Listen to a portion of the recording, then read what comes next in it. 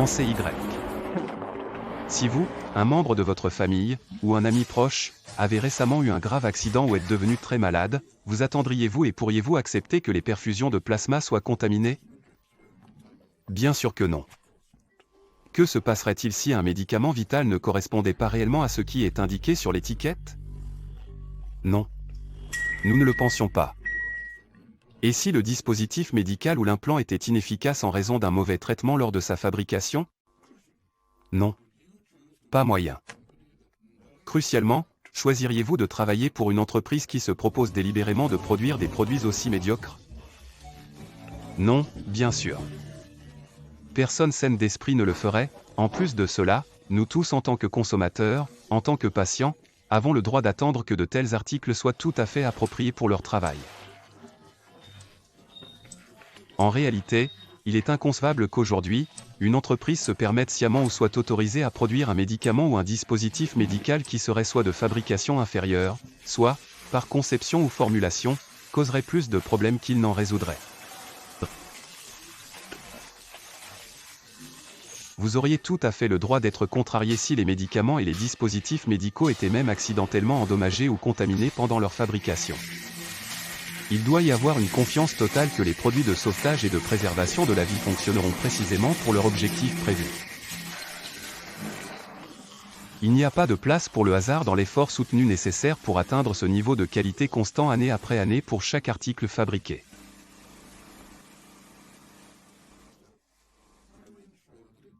Alors, comment pouvons-nous nous assurer que ça le fait?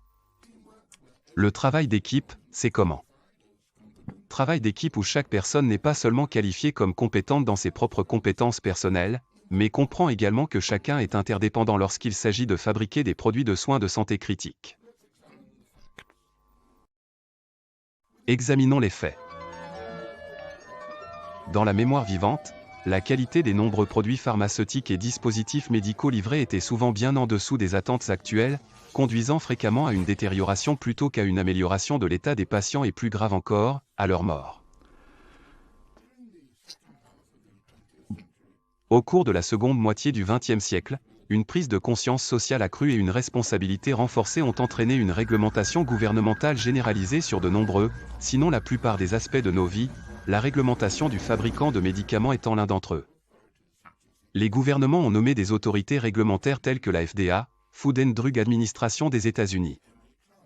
Au Royaume-Uni, la MHRA, l'Agence de réglementation des médicaments et des produits de santé, et des organismes similaires dans chaque pays s'assurent que les produits de santé sont fabriqués pour être purés, surtout, sûrs.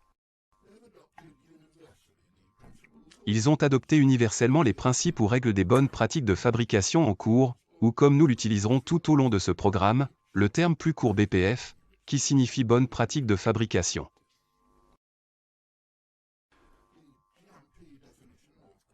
La définition de la qualité selon les BPF est que le produit, qu'il s'agisse de médicaments pharmaceutiques ou de dispositifs médicaux, doit parvenir à l'utilisateur, médecin, infirmière et patient, apte à remplir sa fonction prévue. En termes simples, le GMP est une série de règles qui, ensemble, garantissent que le patient reçoit toujours le bon produit de la bonne puissance, correctement fabriqué, sans contamination, scellé dans le bon contenant, avec la bonne étiquette, le tout exactement à la spécification. Cela signifie pour chaque paquet, comprimé, capsule, ampoule, implant, seringue, ou quelle que soit la forme finale. Et en cas de problème futur, avoir les enregistrements pour fournir son historique et les conditions pendant sa fabrication. Comment atteignons-nous cette qualité? Pendant de nombreuses années, les gens comptaient sur les tests de produits finis, l'ancienne vision du contrôle de qualité. On supposait qu'en prélevant des échantillons d'un lot de produits finis et en les testant, il serait possible de garantir la qualité de tout le lot. Si vous y réfléchissez, tout ce que cela garantit, c'est la qualité de cet échantillon. Et cela n'arrive jamais au patient parce que, pour le tester, il doit être détruit. Les agences de réglementation fondent leurs règles GMP sur le principe de l'assurance qualité, pour garantir que la qualité est intégrée à chaque activité en prévoyant chaque aspect d'un processus et en garantissant ensuite leur conformité. Cela commence par l'utilisation uniquement de fournisseurs approuvés et par la vérification de la qualité de toutes les matières premières et composants entrants. En documentant chaque processus afin qu'il soit suivi exactement de la même manière à chaque fois. Pour tester ces procédures, pour prouver et documenter qu'elles fonctionnent exactement comme prévu, qu'elles sont reproductibles et fiables, ce qui, soit dit en passant, s'appelle validation. De plus, pour réaliser ces opérations, il faut seulement les faire dans des locaux appropriés et bien entretenus, en utilisant du matériel et des services appropriés, installés et bien entretenus. Ça fonctionne, mais seulement quand tout le monde comprend son rôle et est correctement formé et qualifié.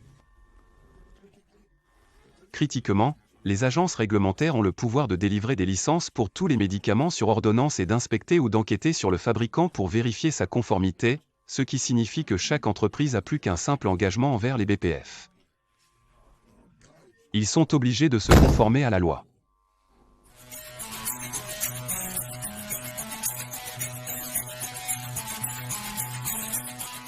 Il est évident que le succès de toute organisation dépend du travail d'équipe. Et dans le domaine unique de la fabrication des soins de santé, cela signifie en pratique que l'interdépendance des compétences s'étend des scientifiques de recherche aux techniciens de laboratoire, aux développeurs de produits, aux contrôleurs de qualité, aux pharmaciens, aux superviseurs de production, aux agents d'achat, aux comptables, aux opérateurs de processus, au personnel d'entrepôt, aux cuisiniers de la cafétéria, aux conciergés, bien sûr, au personnel d'ingénierie.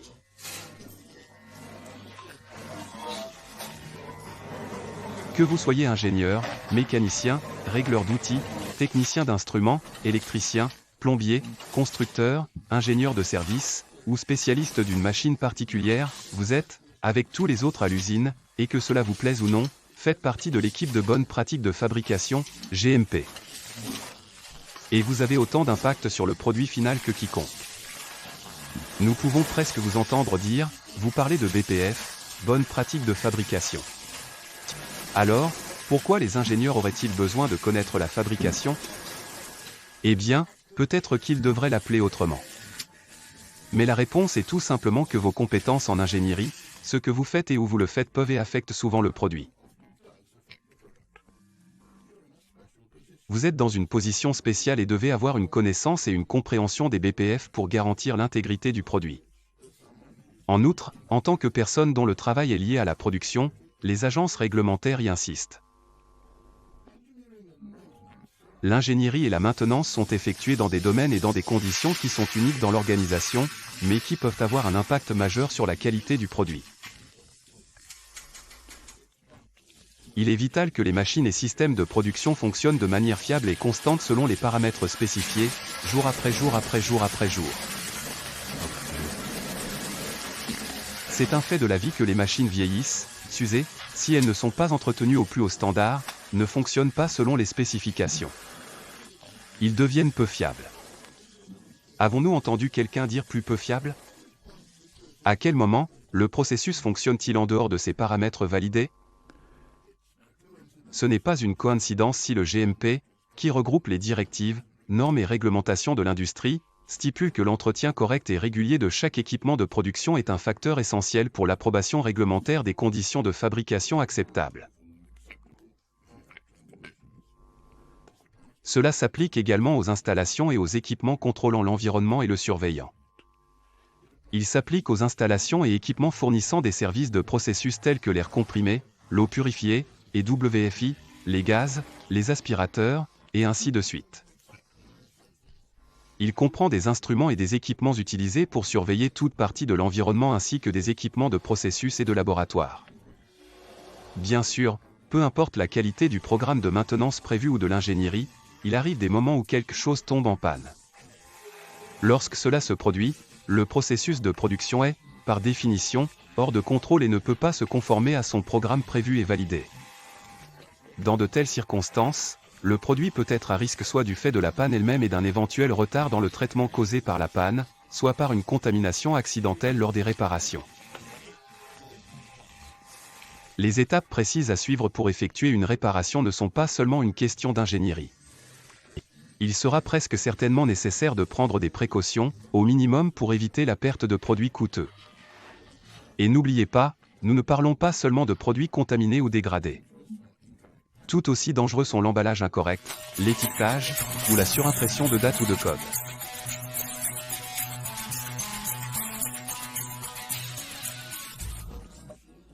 La configuration d'une machine ou d'une ligne avant utilisation est un autre exemple de vulnérabilité de processus. Les paramètres doivent être précisément comme spécifiés pour chaque opération dans sa manière normale, répétable et validée. Cela nécessite souvent des outils spéciaux à être apportés dans une zone ou à proximité immédiate d'une machine. Peut-être, les gardes doivent être supprimés. Peut-être que des articles factices sont nécessaires pour aider à établir un dégagement critique, ou que les pièces qui entrent en contact avec le produit doivent être manipulées. Et ce ne sont là que quelques-unes des manières dont le processus pourrait être compromis. Au cours de nombreuses activités d'ingénierie, le personnel impliqué a accès à des parties de l'usine, des machines et des équipements que d'autres personnes ne voient généralement pas. Ils peuvent percevoir des éléments qui suggèrent un problème opérationnel imminent. Par exemple, une fuite de produit dans le corps d'une machine, dans les systèmes de traitement de l'air, ou des signes de dommages comme l'abrasion métallique qui pourrait causer une contamination du produit. C'est précieux. Aucune information vitale qui doit être transmise aux bonnes personnes. Signaler les anomalies est un élément essentiel des BPF. Une autre façon dont un processus peut être affecté, c'est lorsque des améliorations ou modifications non autorisées d'une usine ou d'une machine sont effectuées.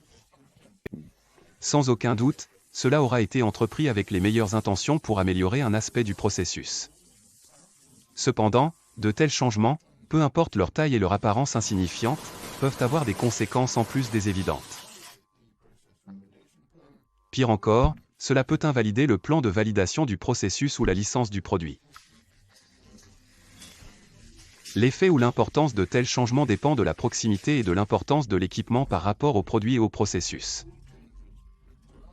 Cependant, le problème est que toutes les modifications, quel que soit le degré de leur impact, doivent être correctement évaluées avant d'être effectuées.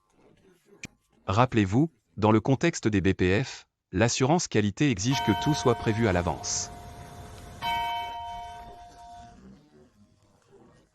Bien sûr, à 2 heures du matin, lorsque vous avez été appelé par la sécurité qui a remarqué un voyant d'alerte clignotant, la planification minutieuse des modifications et de l'entretien prend une autre dimension.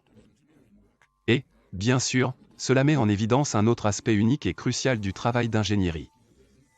Contrairement à la plupart des autres disciplines dans l'équipe GMP, vous pouvez souvent travailler seul dans des circonstances inhabituelles et devez prendre une décision instantanée sur la meilleure façon de procéder. Ce n'est pas seulement une question pour vous d'exercer vos compétences spécifiques, car votre jugement doit prendre en compte les implications plus larges des BPF, c'est pourquoi vous devez avoir une compréhension des BPF.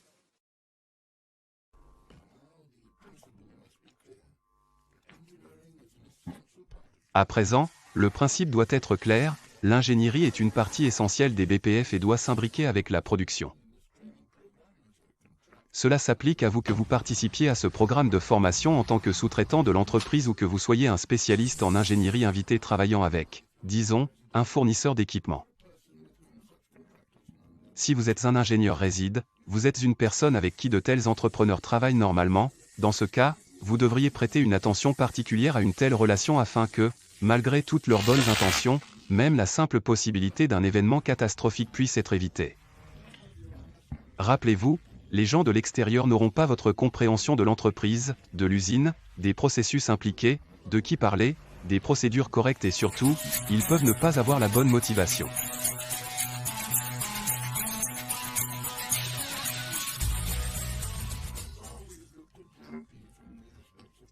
Jusqu'à présent, nous avons examiné le GMP du point de vue de l'assurance qualité. Le principe de la préplanification pour garantir que les procédures sont toujours réalisées correctement et de manière cohérente. Nous avons examiné les indicateurs physiques d'un fonctionnement correct, comme l'utilisation de la bonne formulation, à la bonne puissance, dans le bon contenant, avec la bonne étiquette, avec le bon prospectus d'information, et tout cela livré correctement sans dommage.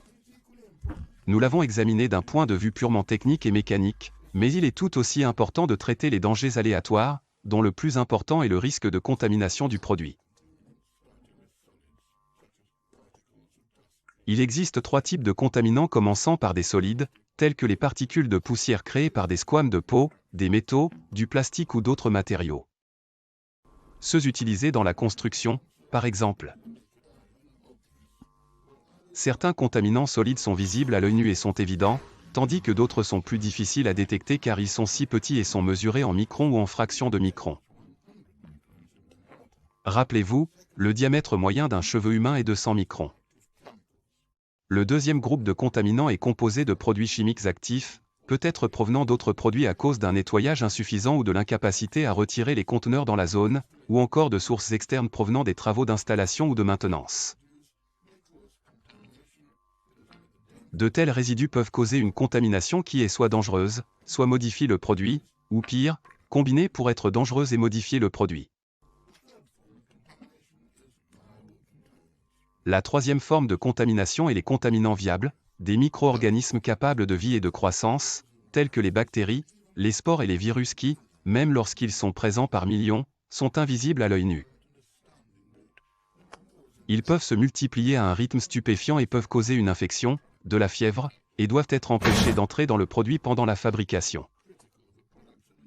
C'est absolument crucial pour les produits qui sont utilisés pour le traitement des plaies ouvertes, dans les yeux, et bien sûr, pour l'injection. Pour minimiser le risque provenant des micro-organismes qui parviennent à passer les défenses, ces produits pertinents sont stérilisés de manière terminale. Un des facteurs communs aux trois groupes de contaminants est que leur origine ou la manière dont ils sont transportés est souvent obscure, bien que les particules et la poussière puissent provenir du bâtiment, des machines, des conteneurs et des matériaux utilisés.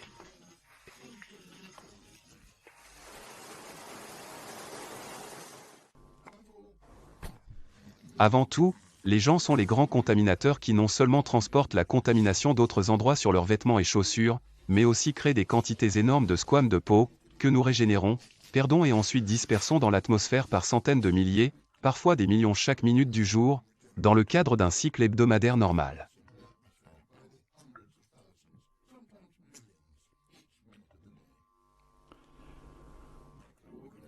Les micro-organismes, qui vivent normalement dans et sur notre corps, sont également dispersés car ils continuent de prospérer dans les squames de peau morte et sont portés par des courants d'air turbulents pour se déposer dans des endroits où ils causeront une contamination dangereuse.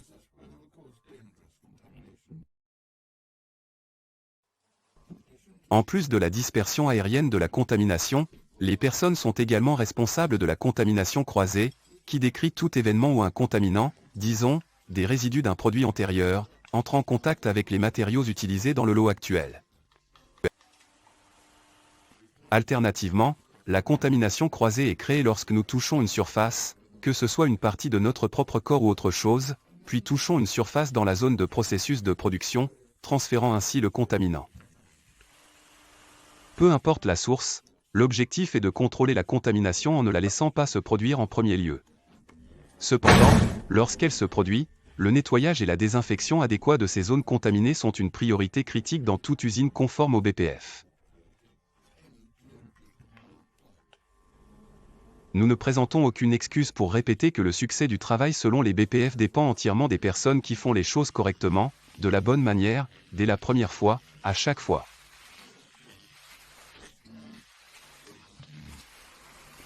Cela s'applique à tous les niveaux, aux managers et superviseurs, aux opérateurs de ligne, au personnel de contrôle de qualité, aux magasins et au personnel de soutien, et cela s'applique au personnel d'ingénierie et de maintenance. Bien sûr, vous êtes pleinement formé et compétent dans votre propre domaine. Spécialité en ingénierie. Mais par leur nature même, les produits conformes au BPF exigent que des attentes plus élevées soient accordées à des choses qui dans d'autres industries ne sont pas nécessairement aussi critiques. Il est essentiel que les personnes travaillant dans les zones de production GMP acceptent la nécessité de standards particulièrement élevés d'hygiène personnelle et de régulateurs de bain et de douche. Ils doivent avoir des cheveux propres et soignés, qui doivent toujours être couverts par une coiffe, tout comme les oreilles. Porteur les vêtements de protection appropriés à la zone dans laquelle vous travaillez est essentiel. Si nécessaire, des gants doivent être portés pour éviter la contamination croisée et des masques pour empêcher les contaminants aériens provoqués par la bouche. Contrôler la contamination microbiologique est une préoccupation majeure, et c'est une considération qui s'applique particulièrement aux personnes qui ne sont pas en bonne santé. Si vous avez un rhume, la grippe ou une autre infection, vous devriez suivre la procédure standard et informer immédiatement votre superviseur. Deuxièmement, si vous suivez un traitement médical, en aucun cas vous ne devriez apporter le médicament, que ce soit dans son contenant ou en vrac, dans un espace de travail contrôlé selon les bonnes pratiques de fabrication. La raison de cela est d'éliminer même la plus petite possibilité que le contenu de votre médication puisse contaminer ceux que nous fabriquons dans cette zone. En fait, tous les objets personnels doivent être placés en toute sécurité dans votre casier avant d'entrer dans la zone de travail. Un peigne, par exemple, peut facilement tomber de votre poche lorsque vous vous penchez sur le produit. De même, si vous avez subi une coupure ou une éraflure ou avez un autre problème de peau, même un coup de soleil qui pèle, veuillez nous le dire. Quelques points finaux sur le comportement personnel. Que vous soyez dans une zone de production ou de stockage, il existe des règles strictes concernant la prise de quoi que ce soit par la bouche. Tu ne peux pas. Les procédures GMP sont très claires sur ce point et interdisent de manger, de consommer de la nourriture ou des médicaments, de mâcher, de boire et de fumer. Nous sommes désolés d'insister, mais nous devons le faire. Les règles sur le comportement personnel doivent être respectées.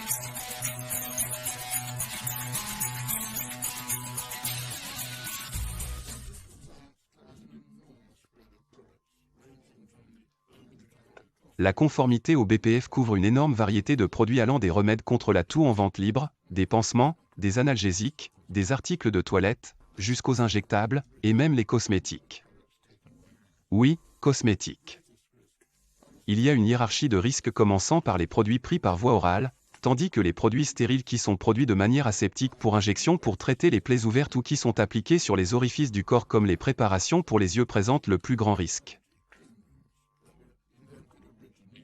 Les produits stériles sont fabriqués à l'aide de la technologie propre, de salles blanches, qui ont été inventées à l'origine pour l'ingénierie nucléaire et spatiale, et sont l'une des grandes avancées des dernières années qui ont soit transformé la qualité et la fiabilité de nombreux produits cruciaux pour la contamination, soit permis la fabrication de produits tels que les microprocesseurs pour ordinateurs.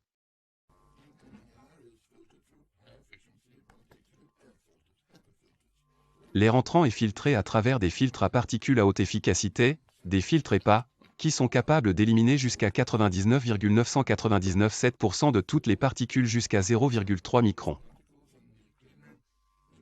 L'air purifié et propre capture et retient les particules présentes dans la salle blanche, et les transporte jusqu'au conduit d'extraction, avant d'être recirculé à travers le système de traitement et de filtration de l'air. L'air filtré dans une salle blanche est maintenu à une pression supérieure à celle des environnements environnants pour garantir que les contaminants sont toujours évacués des zones de travail critiques. Des conditions propres peuvent être appliquées en travaillant dans une salle blanche, sur un banc propre ou dans un isolateur.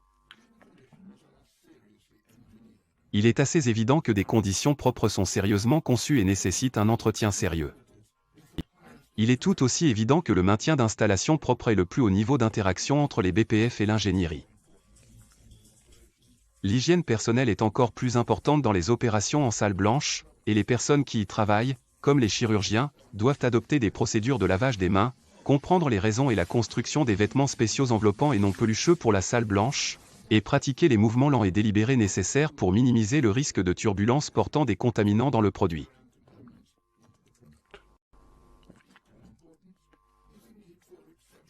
D'égale importance est le besoin d'une attention exceptionnelle aux procédures de contrôle de la contamination détaillées qui doivent être pratiquées par tous ceux qui entrent et travaillent dans des conditions propres. C'est juste une introduction de base. Si vous devez travailler dans les zones propres ou aseptisées, vous recevrez une formation spéciale sur le fonctionnement des salles blanches.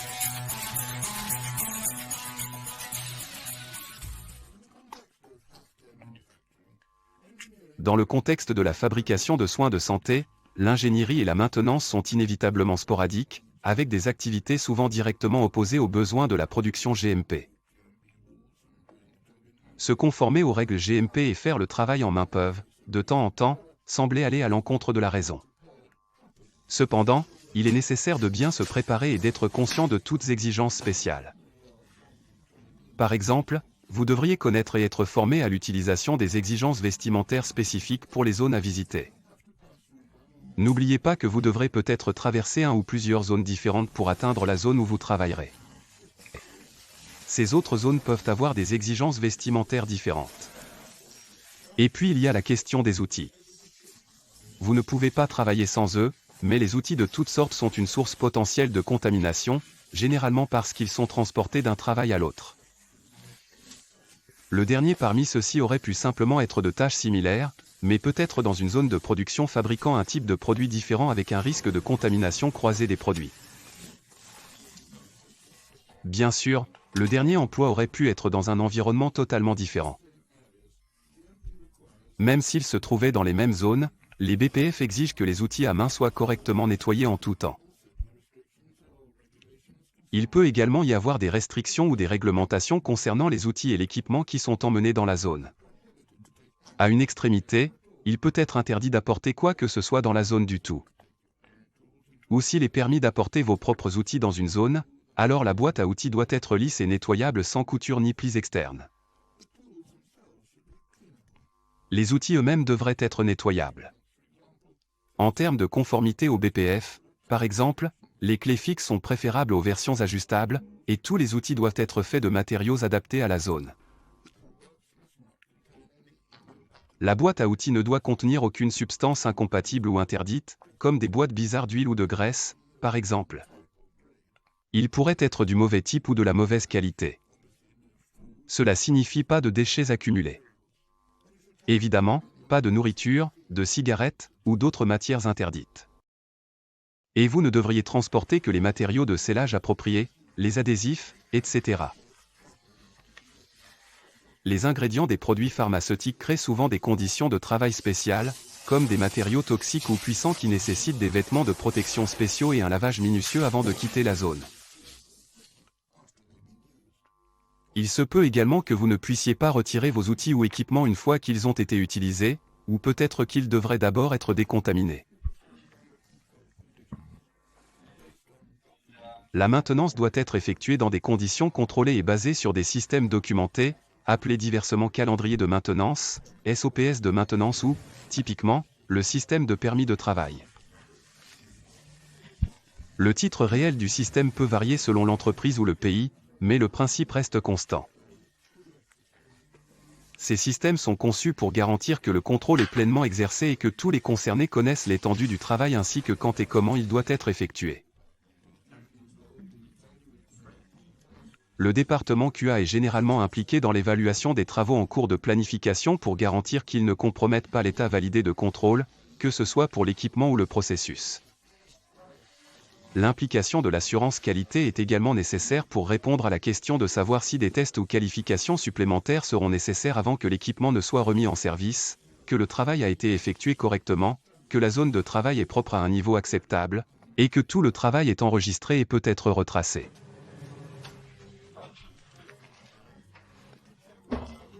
GMP exige également que vous vérifiez avec le superviseur de zone avant de commencer le travail dans chaque zone pour s'assurer que la zone a reçu un nettoyage spécial ou une décontamination, ou simplement rendu sûr en préparation. De même, vous ne devriez pas entrer dans les zones ou les pièces adjacentes sans obtenir d'abord une autorisation pour le faire. Pendant l'exécution de votre travail, notez toute chose inhabituelle. Cela pourrait être important. Par exemple, y a-t-il eu une fuite de matériaux de processus dans les zones d'ingénierie de la machine? Y a-t-il des preuves d'abrasion sur les pièces en fonctionnement qui pourraient signifier une contamination du produit? Y a-t-il une décoloration ou une tache inhabituelle que vous ne rencontreriez normalement pas? De plus, y a-t-il d'autres défauts qui ne sont peut-être pas liés au travail en cours? Par exemple, vous pouvez remarquer des dommages sur le boîtier du filtre lors du changement d'une courroie d'entraînement ou de toute pièce manquante, écrous, boulons, etc., qui ont vibré librement et qui pourraient maintenant se trouver quelque part dans un produit. Lorsque vous travaillez sur des machines de production qui contiennent encore du produit, il faut prendre un soin particulier à ne pas toucher le matériau, à ne pas le laisser se salir ou se contaminer. Et nous n'avons vraiment pas besoin de dire cela, en aucun cas pour enlever du matériel. À la fin de la tâche et avant de quitter la zone, vérifiez toujours soigneusement que vous avez collecté tous les outils et équipements. Et, très important, les protections et caches de la machine sont correctement remises en place avec toutes leurs vis de fixation. Sinon, quelqu'un qui remarque qu'il manque une fixation peut supposer qu'elle se trouve dans un produit et commencer une enquête majeure et très coûteuse.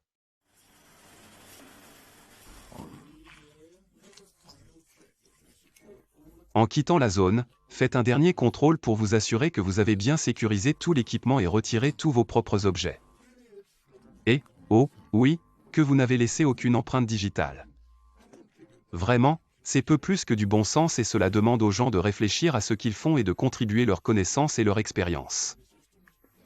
Si vous travaillez dans une zone de production ou dans l'un de ces systèmes de support ou de service, alors, quelle que soit la tâche que vous effectuez, vous faites partie de l'équipe et êtes soumis au BPF et en particulier aux procédures de contrôle des modifications.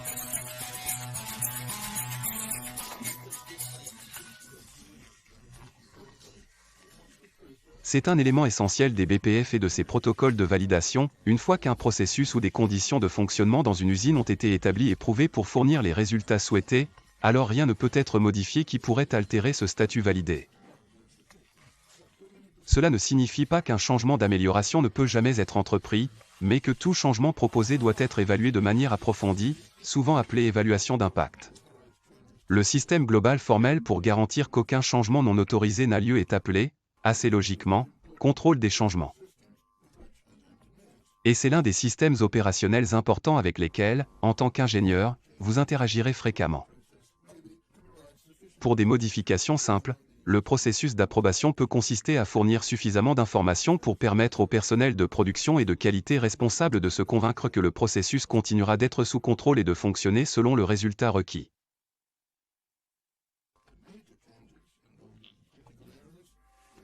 Pour les changements majeurs impliquant des zones critiques, cela peut nécessiter une modification de la licence d'un produit ou de plusieurs produits, l'autorisation de commercialisation. C'est un processus long qui peut prendre des mois pour obtenir l'approbation réglementaire nécessaire, donc de tels changements ne sont pas entrepris à la légère ou sans planification. Alors, qu'est-ce qui constitue un changement? Essentiellement, toutes améliorations ou modifications sont, par définition, des changements qui auront besoin d'évaluation. En théorie, les remplacements identiques ne sont pas des modifications, mais même les remplacements simples, disons, un thermocouple d'autoclave, déclencherait une série d'actions supplémentaires qui font partie du contrôle des changements. De toute évidence, il nécessite l'étalonnage de la nouvelle sonde et probablement un test de fuite pour confirmer un ajustement satisfaisant. Cependant, définir une équivalence n'est pas toujours aussi facile qu'il n'y paraît, comme remplacer un élément de filtre, par exemple. Deux filtres différents peuvent être classés comme ayant la même efficacité de filtration, mais avoir une résistance au flux et une chute de pression différentes qui perturberaient les flux d'air et les équilibres à l'intérieur et entre les pièces. Avec le temps, les fabricants procèdent souvent à des améliorations et changent les spécifications, ce qui conduit à des questions telles que les vitesses de fonctionnement de ces unités de remplacement sont-elles les mêmes que celles initialement spécifiées? Les matériaux de construction sont-ils les mêmes, en particulier les joints et les garnitures? Les lubrifiants recommandés sont-ils les mêmes entre deux modèles de ce qui est ostensiblement la même machine? Les dimensions physiques et les fixations sont-elles identiques? La liste de ces variations est extensive, comme vous vous en souviendrez de votre propre expérience. Alors, comment procéder en toute sécurité sans transformer le moindre travail en exercice majeur? Tout d'abord, en ayant une connaissance intime des systèmes de l'entreprise. Il est courant d'avoir une liste définie de dispositifs critiques qui peuvent se référer à des systèmes entiers ou peut-être à des instruments clés ou à des parties d'une machine ou d'un système. Avoir une liste ou un système d'identification d'appareils critiques facilite la priorisation des changements car l'importance relative de chaque élément a déjà été définie. Et vous savez que ceux-ci doivent être liés à une SOP définie, donc la connaissance de la liste des appareils critiques est essentielle. Et ainsi, par ailleurs, est la connaissance de savoir si de tels articles sont identifiés dans l'inventaire de l'usine. Deuxièmement, utilisez vos yeux et votre expérience.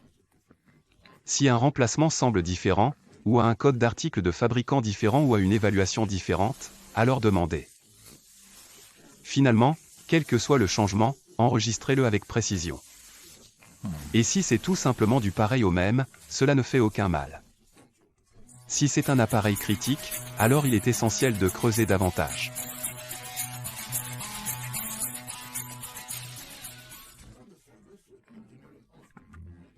Un autre service que l'ingénierie offre souvent est l'étalonnage, qui peut être vu comme une combinaison de maintenance et de contrôle de processus.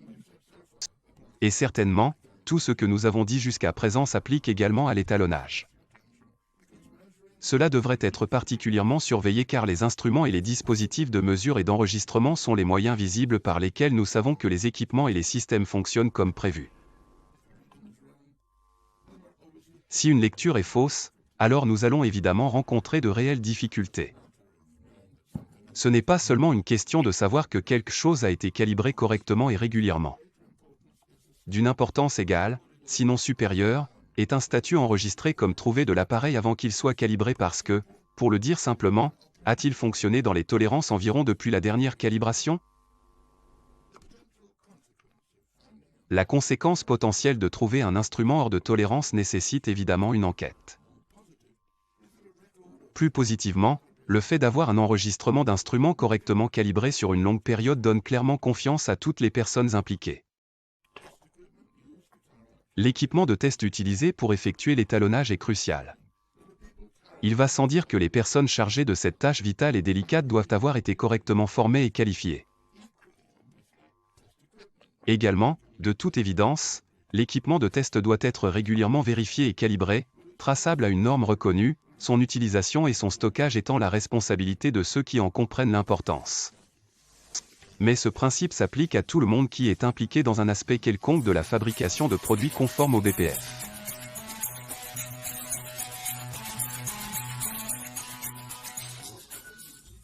Le besoin primordial pour les médicaments et les dispositifs médicaux est qu'il doit y avoir une confiance totale qu'ils fonctionneront comme spécifié. Les agences nommées par le gouvernement régulent la qualité des médicaments et des dispositifs. Universellement, ils ont adopté les principes de bonne pratique de fabrication. GMP garantit que les produits seront toujours conformes aux spécifications, correctement fabriqués et exempts de contamination. La BPF exige que des registres détaillés soient conservés pour fournir l'historique de chaque produit. GMP adopte les principes de l'assurance qualité où tout est prévu à l'avance. Cela est réalisé en documentant chaque processus et en prouvant et documentant, en validant que cela fonctionne. La pratique réglementaire du BPF exige que tous les bâtiments et équipements soient correctement installés et entretenus. La conformité au BPF est une obligation légale.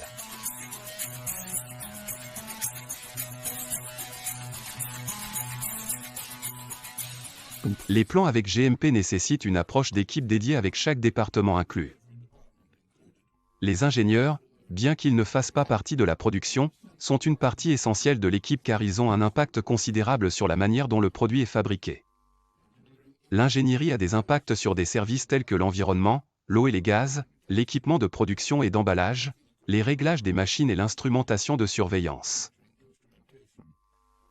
Les pannes signifient que le processus de production est hors de contrôle, ce qui peut mettre les produits en danger.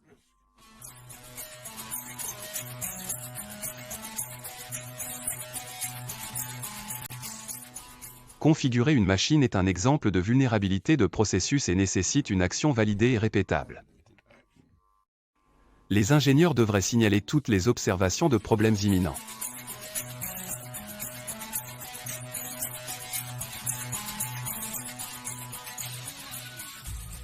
Il existe 3 types de contaminants, les solides, tels que la poussière, les limailles de métal et les squames de peau, les produits chimiques qui peuvent inclure des résidus d'autres produits, ainsi que des solutions de nettoyage et d'ingénierie. La biocontamination avec des micro-organismes viables représente une menace particulière, surtout avec les produits qui sont injectés, utilisés sur les plaies ou dans les yeux.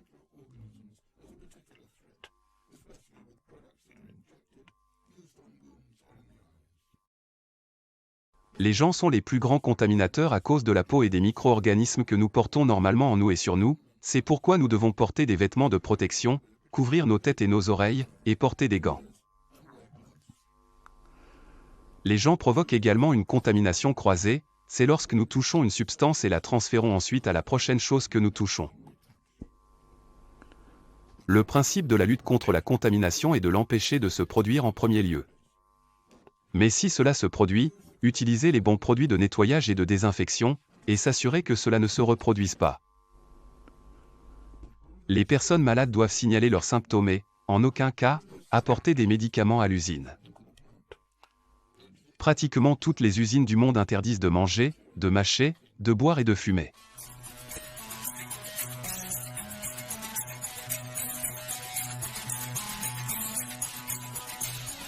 Les médicaments pour injection et autres produits stériles présentent le plus grand risque de contamination et sont fabriqués dans des salles propres ou dans des conditions de propreté. Ces environnements avec une gestion et une filtration spéciale de l'air, des vêtements, et des exigences comportementales nécessitent une formation spéciale.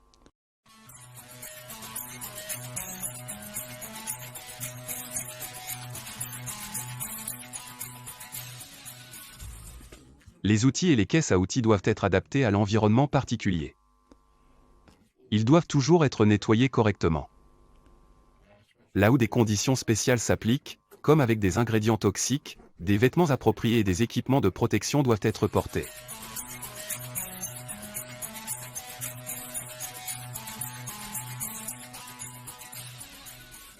La maintenance doit toujours être effectuée en suivant les calendriers appropriés, les SOP ou le système de permis de travail. Le département QA est généralement impliqué pour assurer la continuité de l'état validé du contrôle. Toutes les modifications doivent être effectuées avec la reconnaissance qu'elles doivent se conformer au protocole de contrôle des modifications d'ingénierie. Même un changement de filtre, si la spécification est différente de celle qui a été validée, est un changement.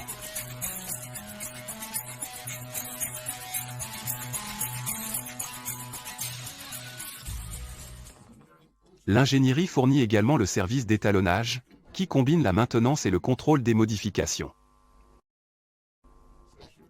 Une attention particulière doit être accordée à l'étalonnage car les dispositifs de mesure et les instruments d'enregistrement sont les seuls moyens par lesquels nous pouvons juger si les équipements et les systèmes fonctionnent comme prévu, et assurez-vous toujours que les étiquettes d'étalonnage sont mises à jour.